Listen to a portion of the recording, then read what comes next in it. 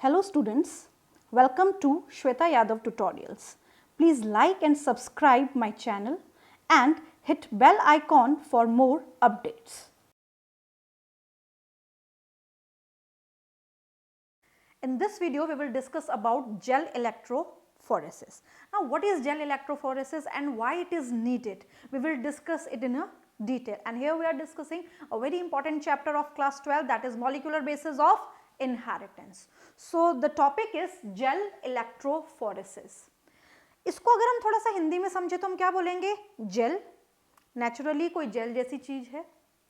Electrophoresis यानी कि electric current को पास करा के यहाँ पे डीएनए, प्रोटीन या आरएनए को एक्सट्रैक्ट किया जाता है. तो सिंपल सा कहने का मतलब है कि जेल इलेक्ट्रोफोरेसिस वो टेक्निक है, वो मेथड है जिसकी सहायता से मैक्रोमोलिक्यूल्स को साइज के आधार पे सेपरेट किया जाता है. Right? So here gel electrophoresis is a method that separates macromolecules. Macro मतलब बड़े साइज के मॉलिक्यूल्स, इधर न्यूक्लिक एसिड, डीएनए और आरएनए और proteins on the basis of their size. उनकी साइज के हिसाब से उनको सेपरेट किया जाता है. अब यहाँ पे जेल इलेक्ट्रोफोरेसिस इंपॉर्टेंट क्यों है?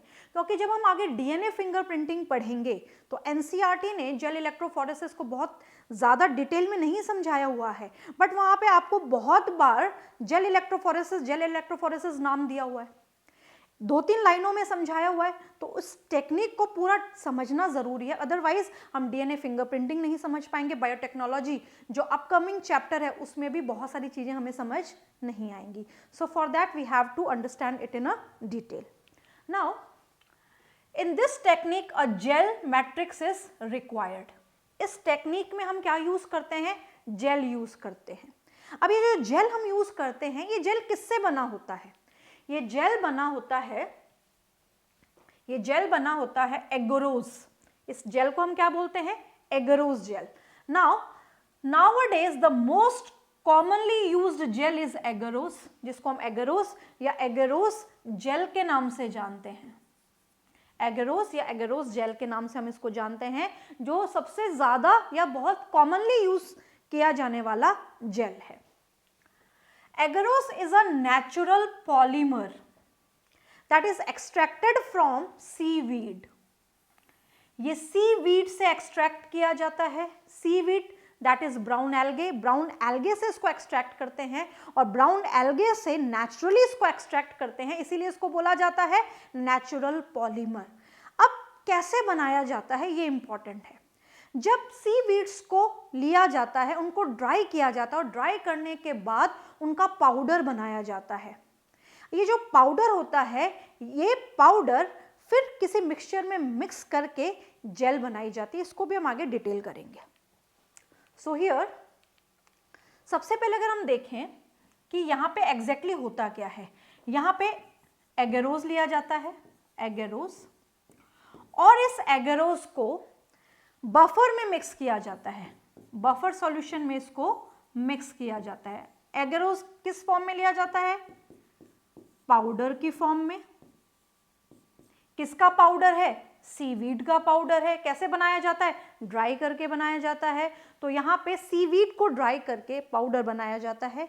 इस पाउडर को बफर सॉल्यूशन में ऐड किया जाता है. बफर में ऐड इसलिए किया जाता है कि जब आप इसको मिक्स करेंगे तो पीएच चेंज ना हो, तो इसीलिए इसको बफर में मिक्स किया जाता है. जैसे ही इसको बफर में मिक्स किया जाता है, पैरेलली इसको हीट किया जाता है और लगातार स्टेयर किया जाता है, यानी कि इसको लगातार मिलाया जाता है. जैसे जैसे टेम्परेचर बढ़ता है, 80 to 90 डिग्रीज इसका टेम्परेचर पहुंचता है, तो ये बिल्कुल लिक्विड स्टेट में होती है. ये किस स्टेट में होती है? लिक्विड स्टेट में होती है. जब आप इसको गर्म कर लेंगे और गर्म करने के बाद जब इसको ठंडा होने दिया जाएगा, तो ठंडा होने से पहले इसमें इथिडियम ब्रोमाइड डाला जाएगा. इथिडियम ब्रोमाइड को ऑलरेडी हम पढ़ चुके हैं, उसका क्या यूज है. तो इथिडियम ब्रोमाइड डाला जाएगा ठंडा होने से पहले. तो ठंडा होने से पहले इथिडियम ब्रोमाइड डाल दिया गया और जैसे ये ठंडा हो जाता है, ये सॉलिडिफाई हो जाता है, जेल में कन्वर्ट हो जाता है. तो सिंपल सा कहने का मतलब है पाउडर को बफर में मिक्स किया जाता है. बफर में जब ये मिक्स किया जाता है तो इसकी स्टेट लिक्विड होती है।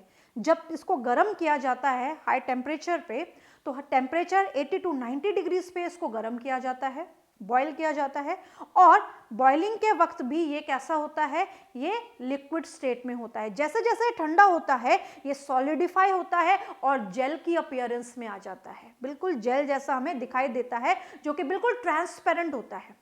आप उस जेल में से आर पार देख सकते हो, दैट इज ट्रांसपेरेंट जेल। तो यहाँ पे इस तरीके से क्या किया जाता है, जेल बनाया जाता है। अब यहाँ पे ध्यान क्या रखा जाता है, यहाँ पे हमने ये तो बता दिया कि इसको कैसे बनाया जाता है, बट यहाँ पे हम क्या पढ़ रहे हैं, एगारोस जेल इलेक्ट्रोफोरेसिस या जेल इलेक्ट्रोफोरेसिस पढ़ रहे हैं। जेल इलेक्ट्रोफोरेसिस टेक्निक को समझने के लिए एक छोटा सा एपरेटस यूज किया जाता है, दैट इज इलेक्ट्रोफोरेसिस। इस इलेक्ट्रोफोरेसिस की एक छोटी सी डिवाइस होती है, और इस डिवाइस को यूज करके डीएनए, आरएनए या प्रोटीन को सेपरेट किया जाता है। तो ध्यान से समझिए एग्जैक्टली करते क्या है। एगेरोस को बफर में मिलाया जाता है। एगेरोस को किस में मिलाया जाता है, बफर में मिलाया जाता है। आई टोल्ड यू कि एगेरोस किस फॉर्म में है, पाउडर फॉर्म में है। मिला के इनको हीट किया जाता है, और हीट करने के बाद इसको ठंडा किया जाता है। और जैसे ही इसको ठंडा करते हैं, तो पूरा ठंडा नहीं करना है, पूरा ठंडा होने से पहले इसमें इथिडियम ब्रोमाइड डालनी है। अब जैसे ही इथिडियम ब्रोमाइड इसमें डाल दी, तो यहाँ पे जो पूरा एपरेटस है जिसे इलेक्ट्रोफोरेसिस आपको करवाना है, वो एक छोटा सा चैम्बर होता है, ट्रे जैसा एपरेटस होता है, उसमें उस जेल को पोर कर देना है। क्या कर देते हैं हम, उसमें जेल को पोर कर देते हैं। अब पोर करने से पहले एक चीज का ध्यान रखते हैं कि यहाँ पे कुछ ऐसा स्ट्रक्चर लगाया जाता है, बिल्कुल कोम जैसा, जैसे कंगा होता है, तो कंगा जैसा स्ट्रक्चर जिसको हम एग्जैक्टली कोम ही बोलते हैं, यहाँ पे कोम फिक्स कर दिया जाता है। जैसे यहाँ पे ये एपरेटस है, और यहाँ पे इस तरीके से कोम जैसा स्ट्रक्चर फिक्स कर दिया जाता है, पूरा कोम जैसा स्ट्रक्चर यहाँ पे अंदर इंसर्ट कर दिया जाता है। तो जैसे ये फोरेसिस है, और यहाँ पे कोम जैसा स्ट्रक्चर यहाँ पे पहले से हमने इंसर्ट कर दिया। क्लियर? जैसे हम कोम जैसा स्ट्रक्चर यहाँ पे इंसर्ट कर देते हैं, और जैसे ही ये ठंडा होता है, तो ठंडा होने के बाद इसको हम निकाल लेते हैं। तो ठंडा होने के बाद हम जब निकाल लेते हैं, तो क्या होगा, जो कोम्स होंगे वहाँ पे गड्ढे बन जाएंगे, उन्हीं गड्ढों को हम क्या बोलेंगे, वेल्स। तो यहाँ पे ये क्या बन गए, वेल्स। इन गड्ढों को ही हम क्या बोलेंगे, वेल्स। और इन्हीं वेल्स में हम अपना डीएनए, आरएनए या प्रोटीन, जो भी सैंपल को हमें सेपरेट कराना है, वो सैंपल इसमें लोड कर दिया जाता है। क्लियर? तो यहाँ पे क्या किया जाता है, यहाँ पे जेल बनने से पहले इस सॉल्यूशन को इस एपरेटस में पोर कर दिया जाता है। ट्रे होती है, मान लीजिए आपके पास कोई ट्रे है, उस ट्रे में चारों तरफ एडजेस हैं 1-1 सेंटीमीटर या 1-1 इंच लंबे, और उसमें आपने बिल्कुल कॉर्नर पे कंगा लगा दिया। तो जैसे आप कंगा लगा के उसको निकालेंगे, जैसे वो ठंडा हो जाएगा, तो वहाँ पे छोटे छोटे गड्ढे बन जाएंगे। सेम वैसा ही यहाँ पे प्रोसेस किया जाता है, राइट? तो यहाँ पे वेल्स क्रिएट कर लिए जाते हैं। अब यहाँ पे इन वेल्स के क्रिएट करने के बाद यहाँ पे क्या किया जाता है, जो डीएनए मेनली हमें सेपरेट कराना है, उस डीएनए को पोर किया जाता है। इस डीएनए को पोर करते हैं, पर हमारे पास जो डीएनए है वो बहुत लंबा है, उसकी साइज बहुत ज्यादा है। तो इस डीएनए को हम क्या करेंगे, रिस्ट्रिक्शन एंडोन्यूक्लियस से कट कराएंगे। क्या करेंगे, इसको रिस्ट्रिक्शन एंडोन्यूक्लियस से कट करवाएंगे। जैसे ही रिस्ट्रिक्शन एंडोन्यूक्लियस इसमें डाला जाएगा, तो ये डाइजेस्ट करेगा और डीएनए को अंदर से कट करेगा, और डीएनए के टुकड़े बन जाएंगे। यहाँ पे डीएनए के क्या बन गए, फ्रेगमेंट्स बन गए। These are fragments of DNA. अब यहाँ पे कोई टुकड़ा छोटा है, कोई फ्रैगमेंट छोटी है, कोई फ्रैगमेंट बड़ी है। क्लियर? तो ऐसे बहुत सारे फ्रैगमेंट्स हमें मिलेंगी। ये जो भी डीएनए फ्रैगमेंट्स हैं, इनको हम क्या करेंगे, इनको हम इन वेल्स में लोड कर देंगे। क्या करेंगे, डीएनए के टुकड़ों को वेल्स में लोड कर देंगे। वेल्स में लोड कर दिए। अब यहाँ पे हम क्या करेंगे, यहाँ पे इसको इलेक्ट्रिक सप्लाई देंगे। डीएनए खुद क्या है, नेगेटिवली चार्ज। डीएनए खुद क्या है, नेगेटिवली चार्ज। तो यहाँ पे कैथोड रखा जाएगा और यहाँ पे रखा जाएगा anode. Anode positively charge, cathode negatively charge show करता है। तो यहाँ पे जो डीएनए को लोड किया है, यहाँ पे डीएनए लोड किया है, यहाँ पे भी डीएनए लोड किया है, यहाँ पे भी डीएनए लोड किया है और यहाँ पे भी डीएनए लोड किया है।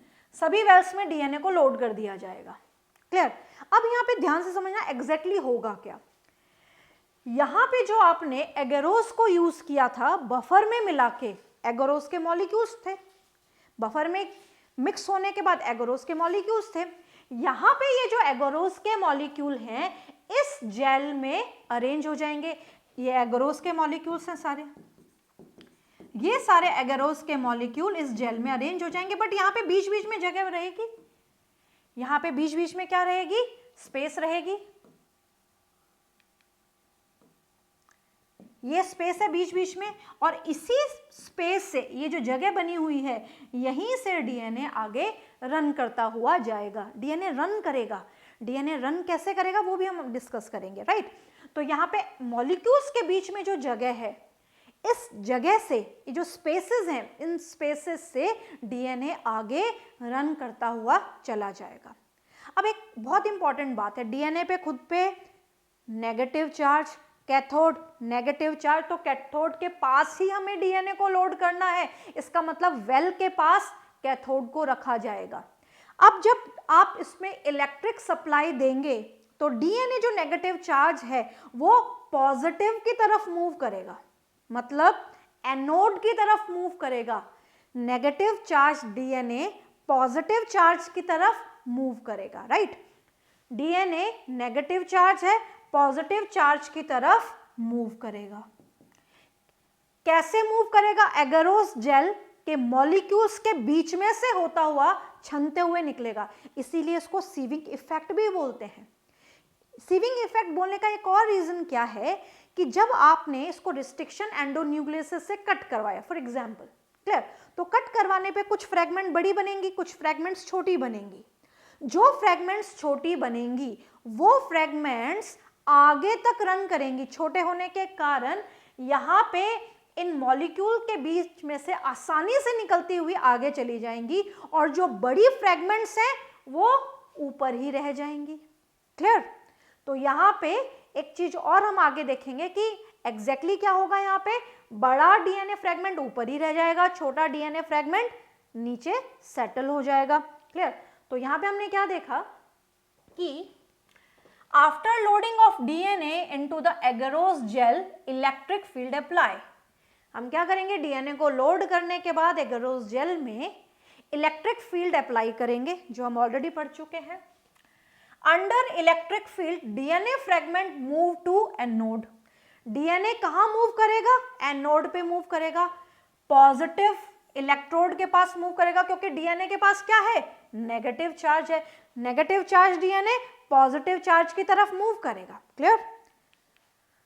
The DNA fragment separate according to their size.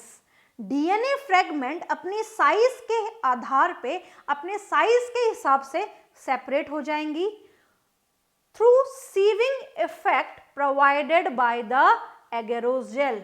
जो सीविंग इफेक्ट एगेरोस जेल ने प्रोवाइड किया है उसकी मदद से। और सीविंग इफेक्ट कैसे बना? एगेरोस मॉलिक्यूल के बीच में जो जगह थी वहां से डीएनए निकल के जा रहा है, दैट इज सीविंग इफेक्ट। और यही वो कारण है कि डीएनए बड़े से छोटे साइज में सेपरेट हो जाएगा। Hence the smaller size fragment, the smaller the fragment the further they move.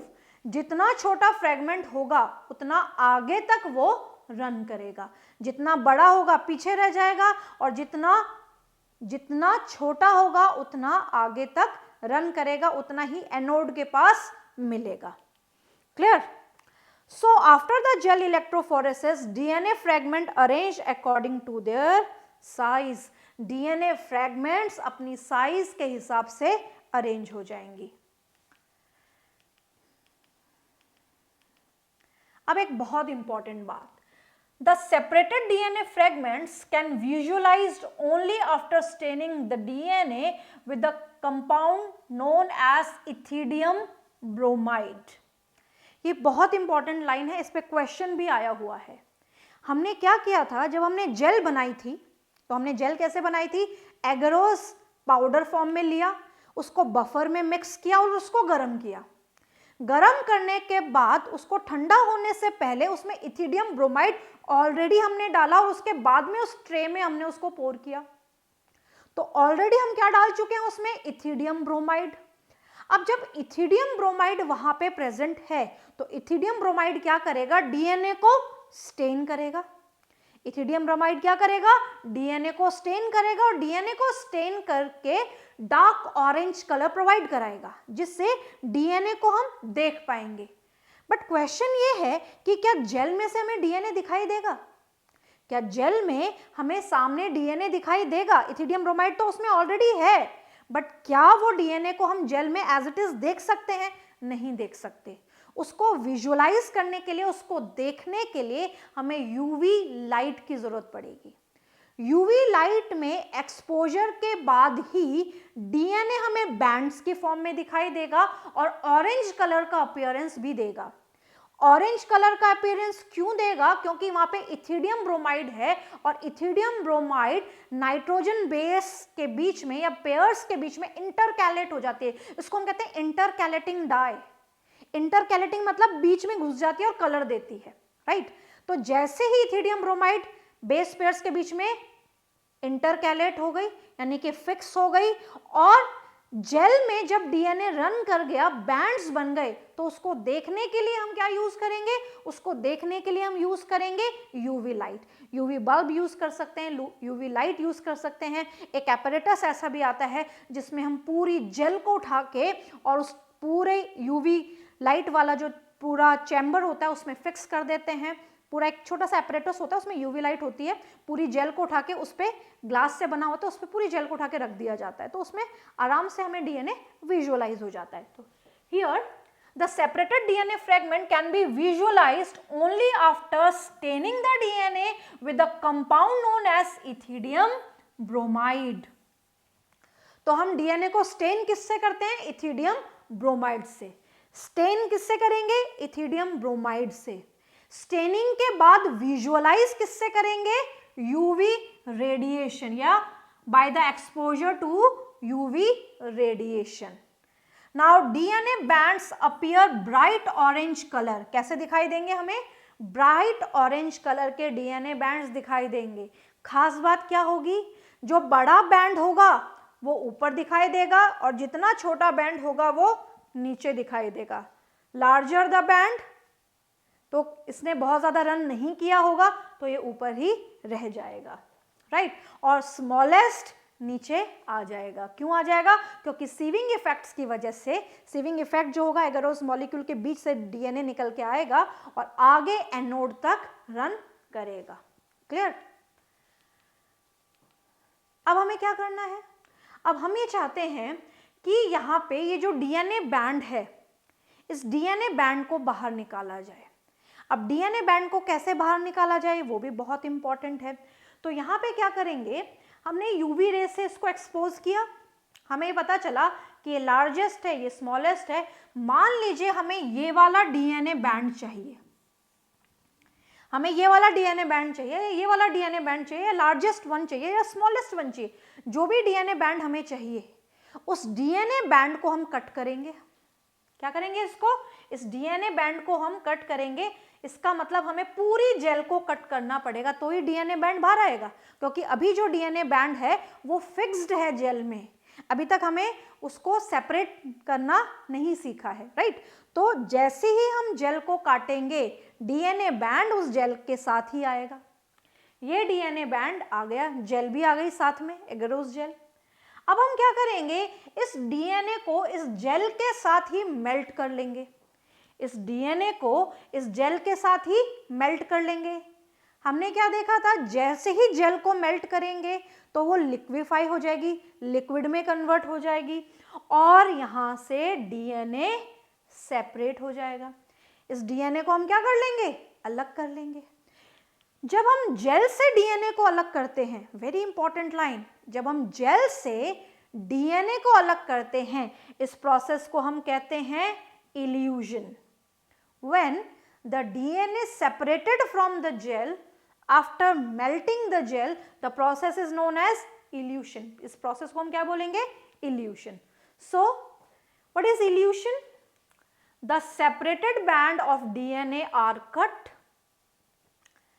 DNA band जो आपने सेपरेट किया है उसको जेल के साथ ही काट लेंगे. The DNA are cut out from the agarose gel, clear, and extracted from the gel. और जेल से उसको एक्सट्रैक्ट किया जाएगा, बाहर निकाला जाएगा, जेल पीस से अलग किया जाएगा. ये जेल पीस है, this is gel piece, right. इससे अलग किया जाएगा. तो इस प्रोसेस को हम क्या बोलेंगे? इल्यूशन. इस प्रोसेस को हम क्या बोलेंगे? Evolution, right. अब हमने क्या देखा कि हमने जेल इलेक्ट्रोफोरेसिस को यूज किया क्यों? क्या कारण था हमने इसको यूज किया? ऐसी क्या जरूरत आ गई? इसकी बहुत ज्यादा जरूरत हमें पड़ी, क्योंकि मान लीजिए कोई कल्प्रिट हमें फाइंड आउट करना है और उसका हमें डीएनए सैंपल मिला है, तो सबसे पहले उसका जो डीएनए सैंपल हमें मिला है उसका एक्सट्रैक्शन करेंगे और एक्सट्रैक्शन करने के बाद उसका एम्प्लीफिकेशन करेंगे, वो भी हम आगे पढ़ेंगे, और बाद में उसकी डीएनए फिंगरप्रिंटिंग की जाएगी. तो डीएनए फिंगरप्रिंटिंग करने से पहले ये प्रोसेस किए जाएंगे. अगर ये प्रोसेस नहीं किए गए तो हो सकता है वो जो सैंपल हमें चाहिए वो एग्जैक्टली हमें ना मिल पाए. क्लियर. तो ये सारी चीजें, ये सारी प्रिपरेशन बिफोर डीएनए फिंगरप्रिंटिंग करनी जरूरी है. क्लियर.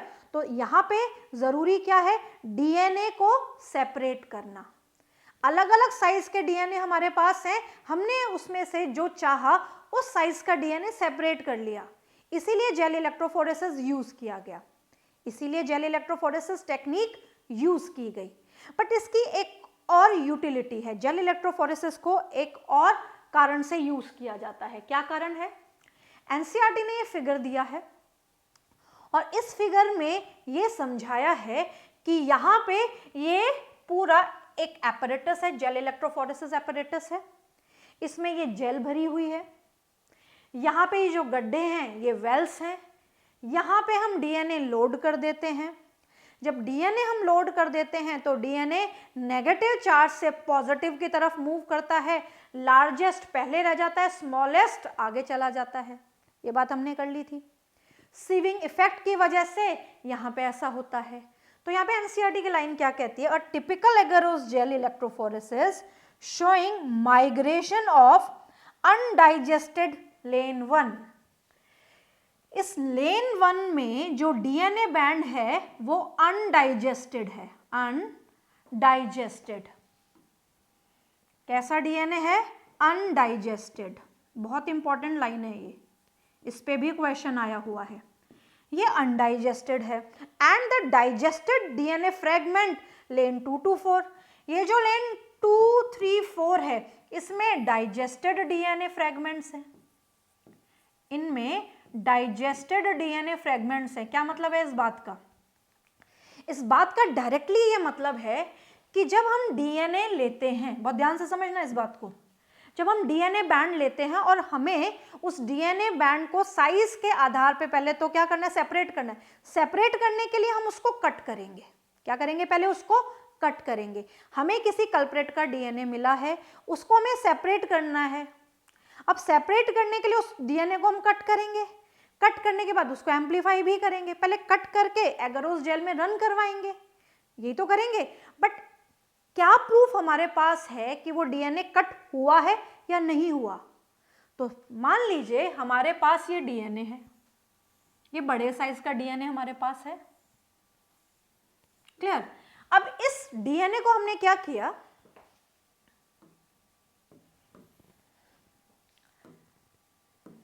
ये हमारे पास डीएनए है, राइट. अब इस डीएनए को हमने क्या किया? 3 तरीके से या 4 तरीके से रिस्ट्रिक्शन एंडोन्यूक्लियसेस से कट करवाया. क्लियर. जो रिस्ट्रिक्शन एंडोन्यूक्लियसेस हैं वो कितने टाइप के होते हैं, उनकी क्या यूटिलिटी है, ये बायोटेक्नोलॉजी चैप्टर में हम डिस्कस करेंगे. एक सिंपल सा एग्जांपल लेते हैं. मान लीजिए हमने यहाँ पे 4 टाइप के रिस्ट्रिक्शन एंडोन्यूक्लियसेस लिए हैं. कितने टाइप के? 4 टाइप के. 1, 2, 3, 4, just for an example, right. तो यहाँ पे हम कह रहे हैं कि ये रिस्ट्रिक्शन एंडोन्यूक्लियस 1 है, ये रिस्ट्रिक्शन एंडोन्यूक्लियस 2 है, this one is restriction endonuclease 3 and this one is restriction endonuclease 4. इन चारों ने अपनी अपनी तरीके से इस डीएनए फ्रेगमेंट को कट किया, बहुत ध्यान से समझना, इन चारों ने अपने अपने तरीके से इस डीएनए फ्रेगमेंट को कट किया। रिस्ट्रिक्शन न्यूक्लियस 1 ने जब डीएनए फ्रेगमेंट को कट किया तो ये जो डीएनए फ्रेगमेंट थी हमें ऐसी दिखाई दी। 1 ने जब कट किया तो ये डीएनए फ्रेगमेंट हमें ऐसे ही दिखाई दी जैसी थी लगभग। 2 ने कट किया तो हमें यहाँ पे 2 टुकड़े मिले, एक टुकड़ा छोटा एक टुकड़ा बड़ा, मतलब 2 डीएनए के फ्रेगमेंट मिले, एक छोटा और एक बड़ा, 2 ही मिले बस, छोटा और बड़ा। जब रिस्ट्रिक्शन एंडोन्यूक्लियस 3 ने काम किया, जब रिस्ट्रिक्शन एंडोन्यूक्लियस 3 ने काम किया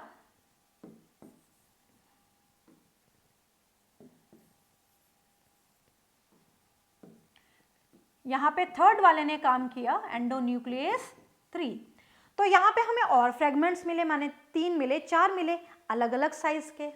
उसी तरीके से जब यहां पे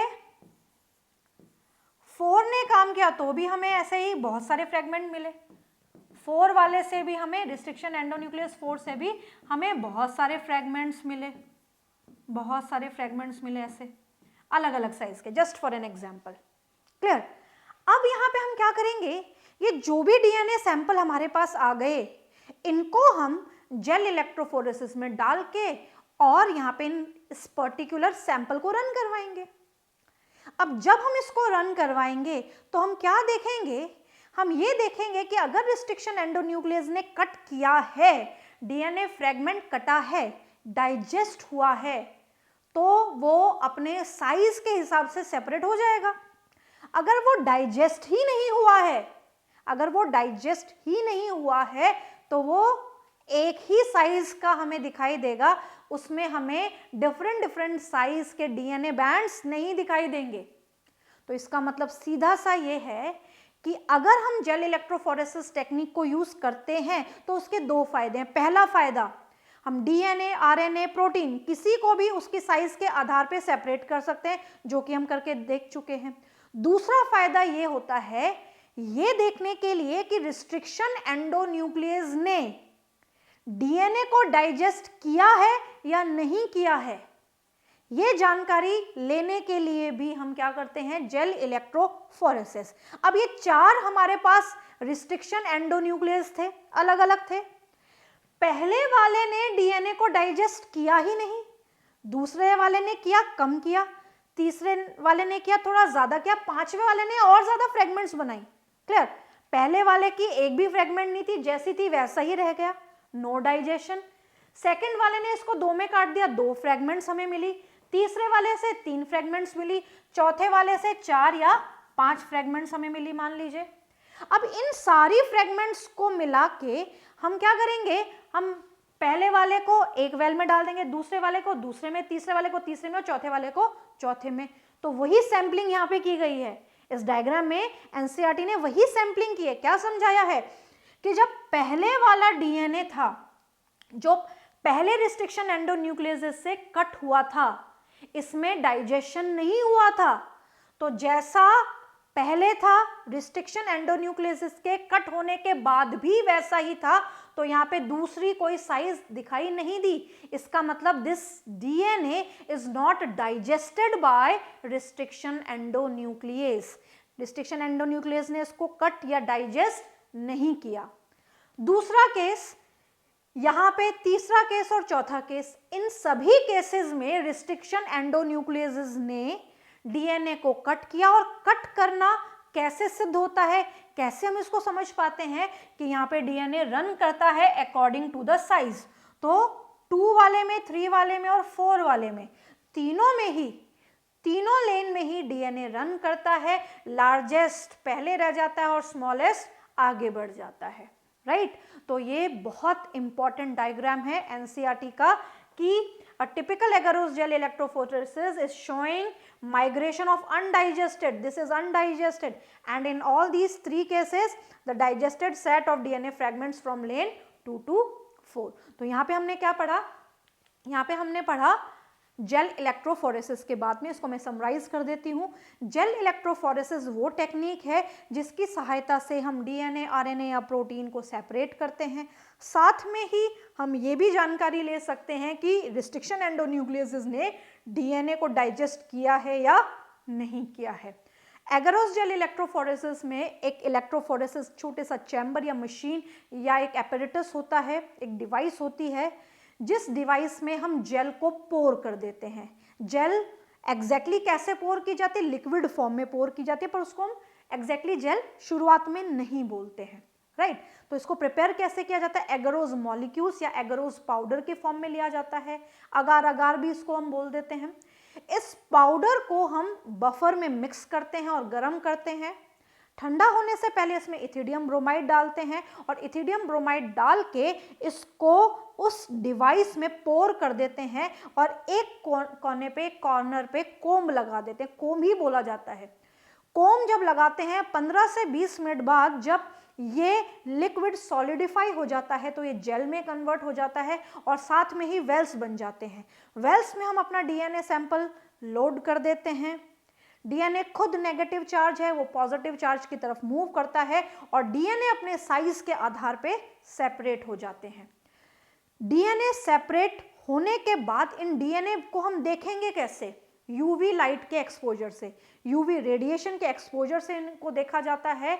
इथिडियम ब्रोमाइड जो है दैट इज वेरी इंपॉर्टेंट, क्योंकि ये क्या करती है? स्टेन कर देती है डीएनए को और हमें ब्राइट ऑरेंज कलर के ये बैंड्स दिखाई देते हैं। So this is all about gel electrophoresis. This technique is very useful in DNA fingerprinting, right?